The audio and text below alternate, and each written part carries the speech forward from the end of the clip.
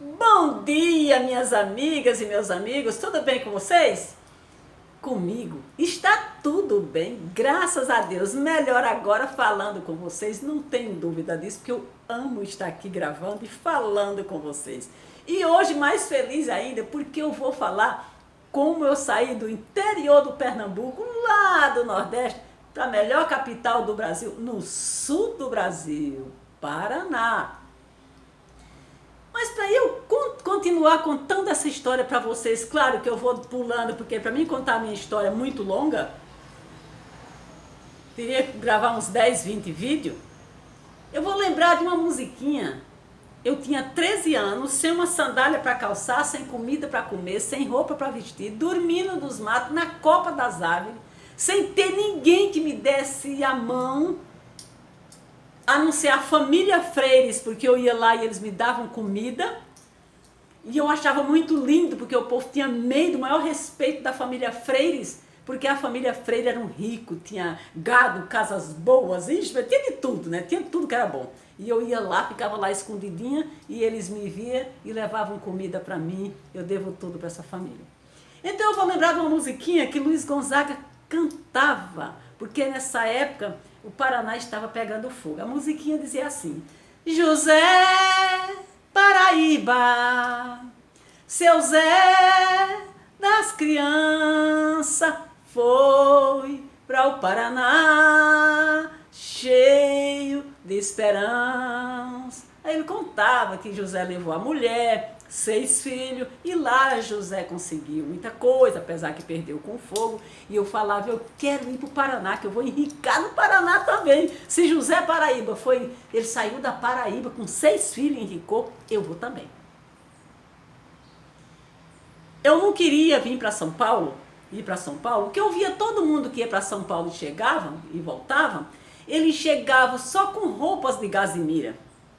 Mas eu não via ele chegar com casa, porque eu não sabia, nessa época eu não sabia que tinha que construir uma casa. Eu não via ele chegar com casa, não via ele chegar com carro, não via eles levar vaca, não via eles com leite, não via eles com nada igual a família Freire. Então por que eu queria ir para São Paulo? Se eu só via gente chegando só com roupa. Então, minhas amigas, eu, uma pessoa muito doente, casei, tá, mas essa parte a gente tem que pular. Muito doente, vivia internada nos hospitais, fui para o Recife, não teve jeito, aí fui morar em Petrolina e fui para Juazeiro da Bahia, porque Juazeiro e Petrolina, o que divide eles é só uma ponte, é a ponte do Rio São Francisco. E lá no Hospital Promatre, eu encontrei um médico que Deus sempre botou gente maravilhosa na minha vida, Dr. Dirceu. Aí Dr. Dirceu me fez uma cirurgia, mas sem sucesso. Ele falou que, para mim, sarar teria que ser num lugar frio. E esse lugar frio teria que ser São Paulo. Mas ele me falou que a cirurgia que ele fez era um apendicite. Eu estava sofrendo de apendicite. Ninguém nunca me falou qual era a minha doença. Aí eu fui para São Paulo. Chegando em São Paulo, o médico falou que a minha doença não tinha cura. Era uma doença, um câncer raro que eu tinha no sangue e que não existia nem remédio para... não existia nem medicamento assim para dizer, vai melhorar. Eu não sentia dor. O meu sintoma era tontura, muita fraqueza e muita hemorragia. Muita hemorragia. Então eles não falaram lá no Nordeste que era câncer. Em São Paulo que falaram que era um câncer raro, muito raro, e não ia ter cura. E eu já andando com 3 filhos, mas eu já estava na companhia de uma pessoa. Aí eu fui para o interior de São Paulo, morar no interior de São Paulo. Mas quando a doença é na gente, amigas, ninguém liga muito para a doença. Jamais quando você tem filhos, porque quando você tem filhos, você quer cuidar dos filhos. Eu nunca me confiei em ninguém cuidar dos meus filhos. E graças a Deus, eu cheguei em São Paulo, arranjei um emprego. Aí fiquei lá naquele emprego, de repente comecei a ficar muito fraca e tal. Aí graças a Deus, você vai falar, Zilda, você ficou doida. Minha filha ficou doente em São Paulo. Teve um ataque de epilepsia. Era um atrás do outro e não falava. O primeiro ataque de epilepsia que ela teve, ela já perdeu a voz, ela não falava. Aí ela foi para o hospital, levei ela no hospital, ela passou a noite no hospital e eu passei a noite na porta do hospital porque eu nunca deixei meus filhos só. Nunca, nunca, nunca. Meus filhos foi a base de tudo na minha vida. E quando foi no outro dia, 8 horas da manhã, eu muito fraca, muito debilitada, aí a doutora saiu e falou: mãe, a sua filha, a doença dela não tem cura no Brasil, só tem um médico no Brasil que trata dessa doença. O nome dele é Arthur Kummer. Ele mora na capital do Paraná, em Curitiba. Então, gente, Deus faz a gente andar em linhas retas por caminhos tortos. É só você acreditar e confiar. Aí o que eu fiz? Pedi dinheiro para o meu marido, para ir para Curitiba, levar a minha filha. Ele falou que não me dava um centavo. Claro, não era dele os filhos, era meu. O que eu fiz? Peguei 10 não sei o que, não sei se era cruzados novos, não sei quanto é que era, isso foi em 80. Isso foi em 80, eu não sei. Em 83, eu não sei que moeda era. Eu sei que era 10 qualquer coisa. Peguei os 10 lá, uma TV 14 polegadas preto e branco, uma máquina de costura da marca Vigorelli. Porque eu imaginei assim, chegando no Paraná, eu vou conseguir um emprego, meus filhos ficam trancados dentro de casa vendo TV, para eles não saírem para a rua, e se eu não achar emprego, eu vou sair nas casas falando que eu sou costureira, e eu vou conseguir costura e vou conseguir dinheiro para me cuidar dos meus filhos do mesmo jeito. Por isso que eu sou contra a gente que passa fome.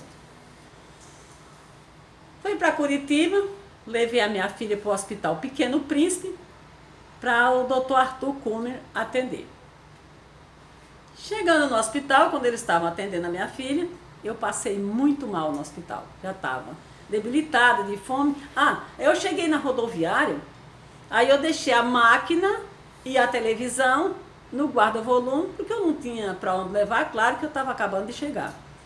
Aí perguntei para uma pessoa na rodoviária, onde é que tinha a concentração de gente ricas. Aí eles falaram que era, eu pegasse ali a rua Dr. Favre e fosse que tinha o hospital de clínicas logo ali e que é onde se concentravam muitos médicos residentes e muitas pessoas, muitos políticos e muitas pessoas de poder aquisitivo alto. Aí eu fui para lá, dormi 2 noites na calçada, em Curitiba, com meus 3 filhos. Então, aí chegando no hospital com a minha filha, passei muito mal. Aí eles ligaram para o Dr. Paulo Neri. O Dr. Paulo Neri é um especialista nessa área. Aí eu fui para o consultório do Dr. Paulo Neri. Quando eu cheguei lá, o Dr. Paulo Neri me examinou, eu muito amarela, muito já sem sangue, fraca, porque quando começava a hemorragia, Deus o livre. Aí o Dr. Paulo Neri ligou para o Dr. Edson e falou: Edson, eu recebi aqui uma paciente, ela está muito mal, mas o problema dela não é para mim, eu mando para você. Aí ele botou um táxi, estava chovendo, ele botou num táxi e o táxi me levou, Dr. Edson. E meus filhos lá no hospital, me esperando, no Hospital Pequeno Príncipe. Os 3 sozinhos, um com 5 anos, outro com 9 e outro com 12. Quando eu cheguei lá, o doutor Edson viu os meus exames, que eu já andava para todo lugar que eu andava com a sacola de exames. Quando ele viu os meus exames, ele foi categórico. Ele não pensou, ele só me perguntou assim: você está com quem? Eu falei: eu estou com 3 filhos, um de 5 anos, um de 9 e outro de 12. Ele falou: então procure um orfanato e bote seus filhos, porque você não vai viver 3 dias. O máximo que você pode viver é 3 dias. Não, você não tem condições de escapar, porque você está com 36 mil plaquetas só e nada mais. Sistema imunológico você não tem. Glóbulos vermelho nem branco também não. Então não tem como você sobreviver. Eu falei, doutor, eu não vou morrer não. Eu falei, eu não vou, não, porque... Falei, doutor, me escuta. Eu não vou morrer porque eu tenho 3 filhos, que foi Deus que me deu. E tá na Bíblia, doutor, que nós somos irmãos.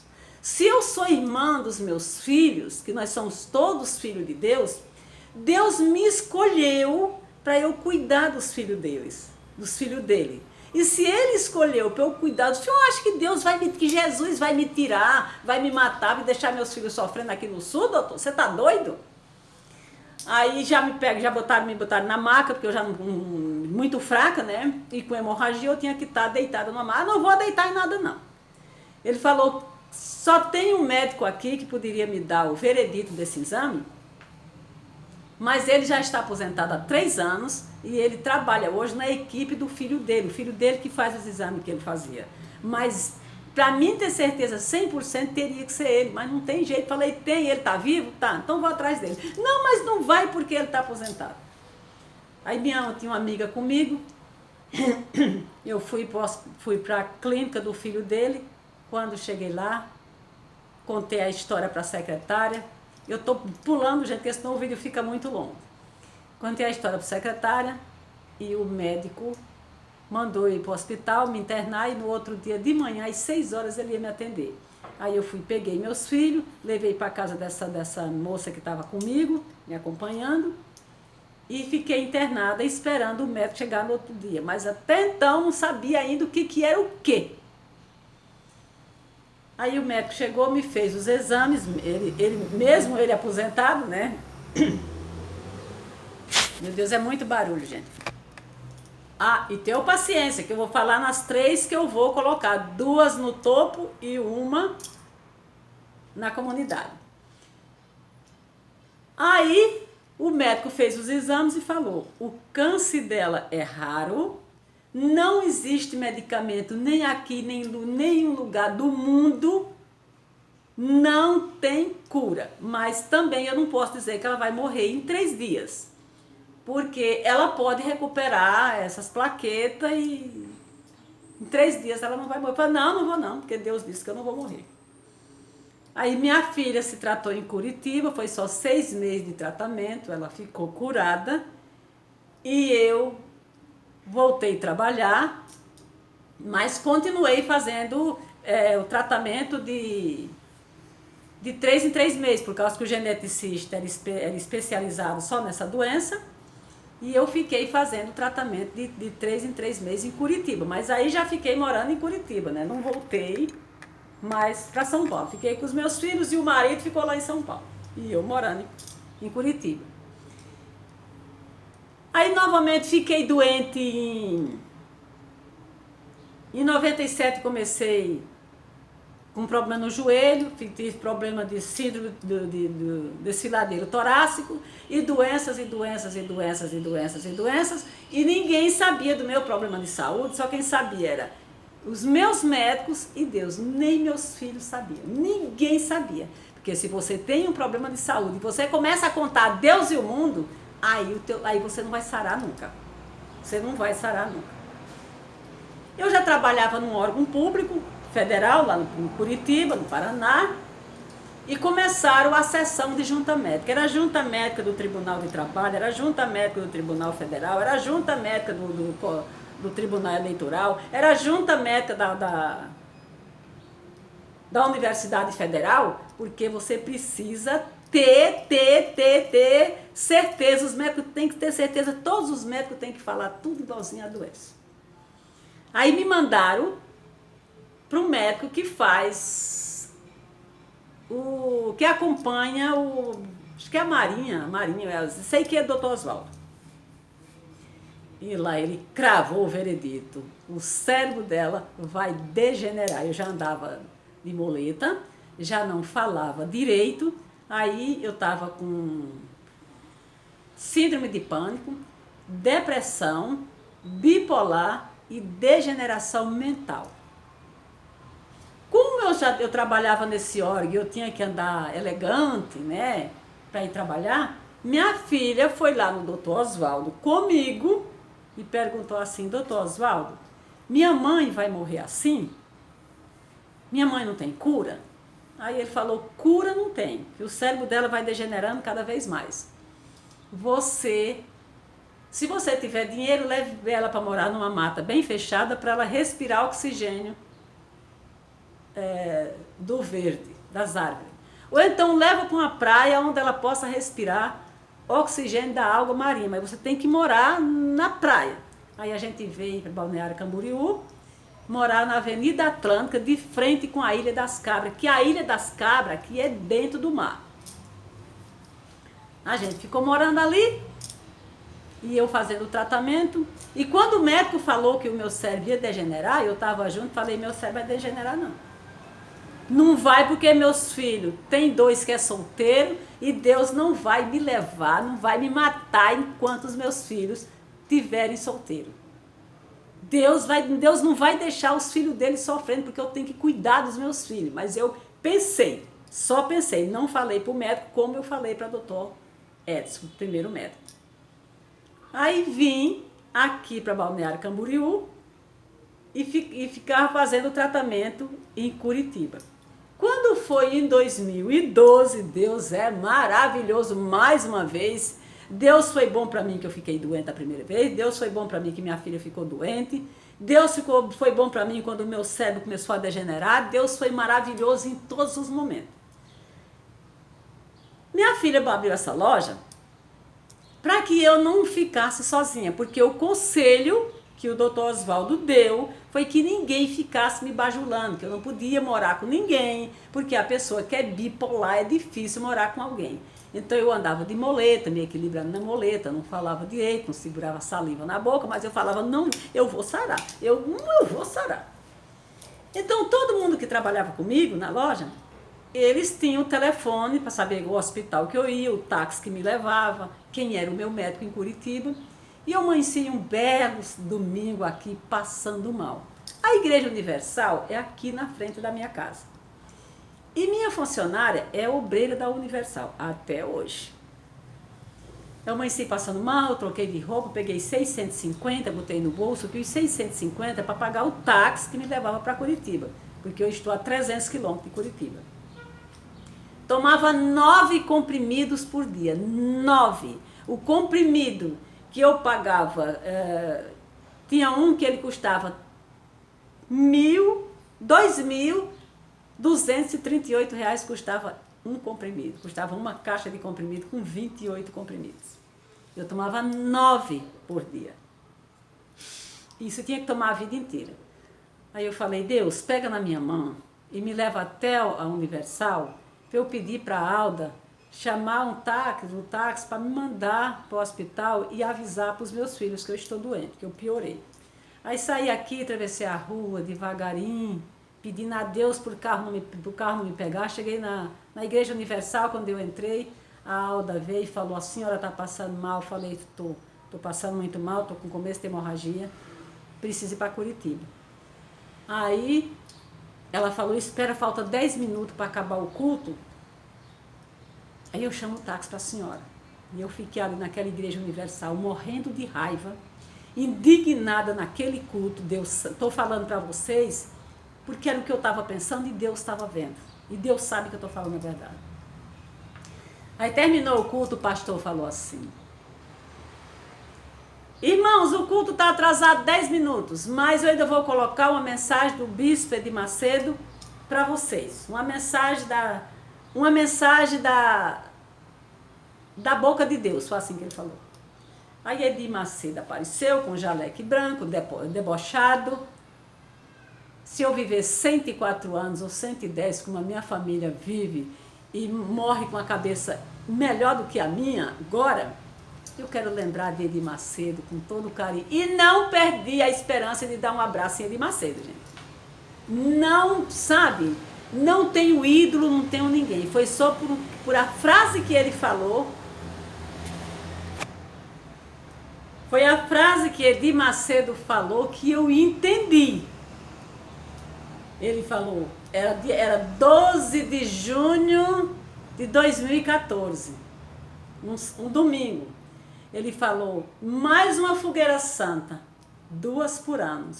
Vocês dão casa, carro e dinheiro e ficam do mesmo jeito. Não, vocês não ficam do mesmo jeito não, porque vocês perderam a casa, o carro e o dinheiro para a igreja e continuaram do mesmo jeito, porque vocês estão confundindo 2 frases. Acreditar com ter fé. Se vocês saírem aí na rua e perguntar para qualquer uma pessoa de rua, até mesmo uma pessoa que esteja alcoolizado, pergunte se ele acredita em Deus. Que essa frase sai automática da boca de qualquer pessoa. Eu acredito em Deus, eu confio em Deus. Ele falou, mas ter fé é outra história. Você vem falar, ai bispo, eu dei a casa, o carro e o dinheiro e continuei do mesmo jeito. Vocês podem me dizer quem que acreditou em Jesus? Quem primeiro acreditou em Jesus? Foi os seguidores ou foi Satanás? Foi Satanás, os seguidores ficavam perguntando uns com os outros, quem será esse homem tão sábio? E o Satanás dava risada, falava, isso aí é o Messias, kkkk, é o Messias. Então vocês precisam ter fé e não acreditar. Aí você vem dizer para mim que é doente. Você é doente porque você não tem fé em Deus. Quem dá doença é o Satanás, não é Deus não. Eu e você que somos pecadores, não queremos ver os nossos filhos sofrer, Deus vai querer. Não, você não tem fé em Deus e Satanás se apossou de você e lhe deu doença. Amigas e amigos. Quando eu escutei essa frase do Edir Macedo, aí eu entendi que quem dá doença é Satanás. Parece que me jogaram no telhado da Igreja Universal, eu bati com a cabeça, quando eu parei no chão, eu já virei, já subi no púlpito, peguei aqueles 650 que eu estava com ele no bolso, que era para pagar o táxi. Cheguei lá, botei em cima do púlpito e falei, tá aqui, Senhor, esse dinheiro é para a sua obra, que o Senhor não precisa, que o Senhor é dono da vida, é dono do ouro, da prata e dono do mundo. E aqui em cima desse púlpito comecei a esmurrar aquele púlpito, dar soco assim. E aqui em cima do púlpito eu estou deixando o câncer que eu carreguei, 45 anos de sofrimento. E ali eu deixei, e a minha funcionária veio e falou, dona Zilda, eu falei, sai de perto de mim, e subi aquela escada, fiquei subindo e descendo, subindo e descendo, subindo e descendo, sem sentir nada, voltei para minha casa e fiquei cuspindo fogo. Domingo, segunda, terça, quando foi na terça-feira, 7h40 da manhã, fui a pé para a rodoviária, que eu já estava com os exames prontos para levar para mostrar ao médico. Para a rodoviária, cheguei lá em Curitiba, mostrei os exames para o meu médico, e ele chorou igual criança. E ele, ao ver meus exames, ele chorou igual criança, porque disse que eu estava curada, que eu não tinha doença nenhuma. Eu era comparada ali a uma criança de 5 anos que nunca tinha tomado nem Coca-Cola. Então, eu fui curada. Eu entendi naquele dia ali, eu entendi que quem dá doença é Satanás. Falei, doença em mim não. Então, fui curada naquele dia, não tomo medicamento nenhum, não tenho degeneração nenhuma, não uso moleta, eu uso sandália alta. Então, amigas, o que eu quero dizer com isso? Deus manda a gente caminhar em linhas certas em cima de uma linha torta. Por caminho certo em cima de uma linha torta. Quer dizer, eu fiquei doente no Pernambuco, mandaram para a Bahia, me fizeram um exame. Quando eles fizeram o exame lá fizeram uma cirurgia lá na Bahia, dizendo que era um apendicite, mas não era apendicite. Eles tentaram amenizar. Como eu tinha muita hemorragia, eles tentaram fazer uma cirurgia e tirar eles tiraram a metade do meu útero, a metade. Quando eu cheguei no Paraná, que eles fizeram os exames, eles falaram, mas tiraram um câncer seu? Eu falei, não sei nem o que é isso. Aí foi onde eles foram me explicar miudinho, mas eles fizeram isso na Bahia, não foi por erro, foi na tentativa de querer me ajudar, querer que eu sarasse daquela doença. Mas a minha doença, o câncer que eu tinha era raro, não existia remédio. Eu estava com 36 de plaqueta, glóbulos vermelho e branco, Jesus, eu não tinha nada, e até hoje O ano atrasado, quando eu fui fazer o check-up antes da pandemia, o meu médico falou para minha filha que não sabe como é que eu continuo viva se eu não tenho um sistema imunológico, igual todo mundo. Os outros têm, eu não. Eu não tenho sistema imunológico. Não tomo remédio, meu cérebro não degenerou, não tenho, falo perfeitamente. A única sequela que ficou é que eu esqueci de escrever corretamente. Eu troco S por Z e assim sucessivamente, sabe? Mas não tenho mente degenerada, não tomo medicamento. E foi assim que eu saí do sul, do Nordeste para o sul do Brasil. Ah, Isilda, mas você enricou no Paraná? À vista do que eu era, eu enriquei, que foi no Paraná que eu consegui casas boas, carro bom e emprego maravilhoso, que eu posso dormir tranquilamente sem pensar no amanhã. Estou há 20 anos nesse balneário lindo, maravilhoso, que muita gente tem vontade não só de morar, apenas de conhecer, porque isso aqui é lindo. Esse balneário é uma cidade maravilhosa. Então, minhas amigas, não desistam daquilo que vocês querem e nem tenham medo, achando que Deus não vai dar, tá? Eu queria, com 13 anos, sem um calçado para calçar, passando fome, escutando a música de Luiz Gonzaga e falando, assim como se o Zé levou 6 filhos para o Paraná e enricou, eu também vou para o Paraná. E para onde eu vim? Eu vim, apesar de os trancos e barrancos, mas foi para o Paraná que eu vim tratar da minha saúde e graças a Deus que minha filha ficou doente, porque se ela não fica doente, eu não tinha ido para o Paraná. Porque o que eu queria era trabalhar para dar comida para os meus filhos. Como ela ficou doente, eu fui obrigada a ir para o Paraná. Aí foi lá onde eu consegui o tratamento. Então, não desistam do que vocês querem, porque eu com 13 anos, eu falava que eu vim para o Paraná e Deus carimbou embaixo. Deus carimbou o meu passaporte, a minha passagem. Ai, mas você foi doente. Fui doente, mas Deus sabia que eu ia sarar. Deus sabia que eu não ia morrer. Deus sabia que eu ia me dar bem. Se o médico disser para você que você vai morrer, você fala não. Se o médico falar que você não tem cura, você fala não, vou ter cura sim, não vou morrer sim. Se você imagina que se você quer ir para Las Vegas, você vai. É só você querer. Não é querer e ficar sentado. É acreditar, ter certeza que você vai conhecer os cassinos de Las Vegas. Se você tem vontade de conhecer a Patagônia do lado chileno ou argentino, você vai conhecer porque você quer. E quando a gente quer, a gente consegue. E para você sarar de qualquer problema de saúde, pode ser um câncer raro, pode ser câncer na mama, pode ser câncer na cabeça, pode ser o câncer que for. Não conta para ninguém, conta só para Deus e os médicos. Porque a minha doença, os meus filhos só vieram saber depois de 45 anos, meus filhos já casados, foi que eles vieram saber da doença que eu tinha. Eles só ficaram sabendo do problema mental, porque, claro, eles já eram pessoas adultas e me acompanhavam para o médico. Mas o câncer que eu tinha, eles não sabiam. Eu entrei para trabalhar num determinado ano, nem eles sabiam, nem os médicos detectaram. Sim, nem os médicos... Eita! Amigas, hoje o barulho tá terrível, mas para mim gravar sem barulho só se for à noite. Eu vou passar a gravar à noite, que aí não tem barulho, que já parou o movimento, 80% tá sem movimento. Então, minhas amigas, não desistam do que vocês querem, não fique triste, não fique cansado. Tenham certeza, tudo que você quer você consegue. É só você não ter medo e nem botar dúvida na cabeça. Então, foi assim que eu saí do Nordeste para o sul do Brasil. E vim para onde? No Paraná, aonde eu escutava a música de Luiz Gonzaga. Luiz Gonzaga falava na música, eu vim exatamente para o Paraná. E ainda tive o prazer de ser sindicalista e eu ia dar palestra, sabe aonde? Em Maringá, que era onde o Zé Paraíba foi morar, foi em Maringá. Ia dar palestra em Maringá, ficava no Hotel Ingá.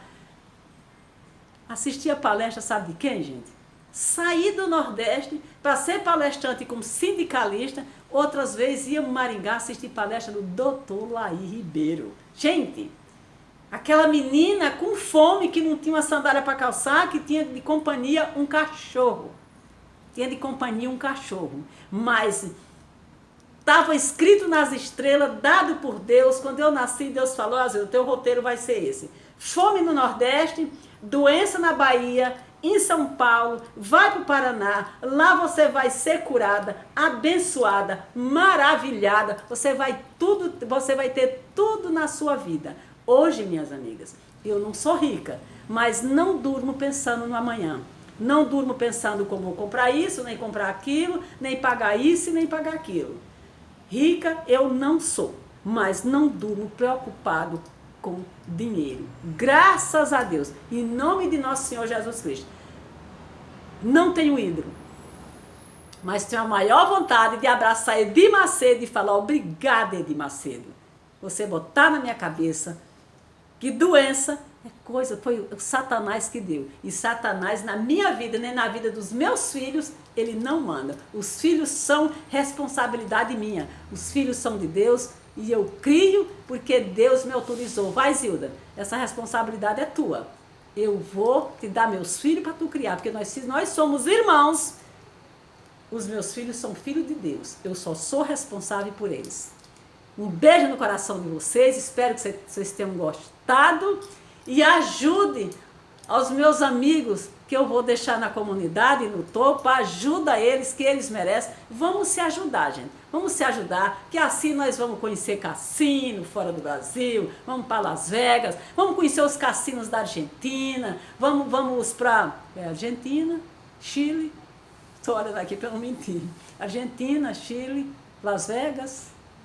Então, sonhe, corram atrás, não desistam, que vocês conseguem, assim como eu consegui e vou conseguir mais. Um beijo no coração de vocês, fiquem todos com Deus, espero que vocês tenham gostado da minha história, mas para mim contar a minha história verdadeiramente eu tenho que fazer uns 20, 30 vídeos, e que a vida me surpreenda, gente.